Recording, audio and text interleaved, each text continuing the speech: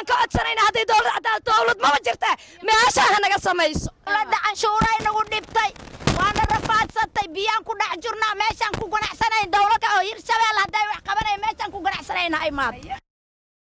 halkan waa caasimadda Hirshabelle ee Jowhar gaar ahaan suuqa weyn ee hanti wadaag halka loo yaqaano isgoyska saddex irdoodka magaalada waa wadada halbowlaha ah ee magaalada waxa ka muuqanayana waa burbur dhiiqo iyo nadaafad darro uu sababay biyihii roobabkii da'ayay oo waayay goob ay ku baxaan ama ay ku surmaan ganacsatada iyo gaadiidleyda isticmaala wadadan oo aan la sheekaystay ayaa tibaaxay dhibaatooyinka ay ku qabaan wadadan iyo dhammaan wadooyinka kale ee suuqa waxa ayna sheegeen inay bixiyaan lacagaha canshuuraadka ah isla markaana aynan jirin wax loogu qabto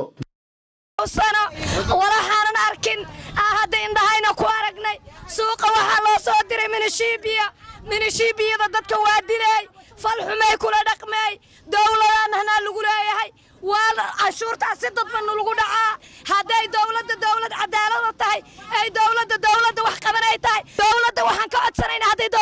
dawlad ma jirtaa meesha naga samayso halkii loo galeeyo beegana ambararana waxay leeyihiin 30 ka keen 20 ka keen nafta Allah ayayna keenan waana rafaadsatay canshuurka waana leedahay minishiibi waana qanjaruufana nafta nagu la cadaabi dawladda aragta meeshaan ku ganacsanayna suuqaas oo kale sida idin muuqata waxaan ku shaqeynaa marxalad aad u culus aadna u fil daran halka aan joogno waa magaalo madaxdii maamul goboleedka Hirshabelle muuqaalka iyo magaceeda sidatana ma aha mid isqaadi kara runtii dhibaatooyin aad u waaweyn aynu ku qabnaa waxaynu bixinaa canshuuraadka caadiga ah ee laga qaado mootooyinka iyo gawaarida waxna loogu qabtana ma laha birahayna way ku dhamaadeen inaguna aad baynu ugu tacabnay ka shaqaynta magaalada Jowhar xilliyada roobka kolkii la gaaro maamul iyo dawlad goboleed iyo cid wax ka qabanaysana nooma muuqato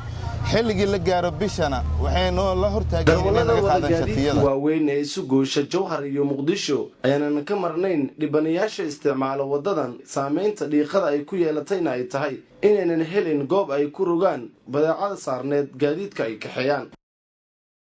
waxa dib nagu ah wadada dheer soo qaadna xamar iyo Jowhar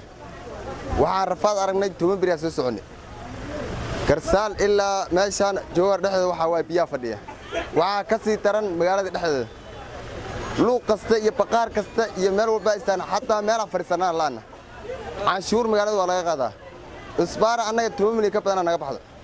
tuugnimo micnaha dadka islaamka ah muslimiinta waxa loo qaban laayay sabab kartama anaga baawrkaana wadanaa ina tareegan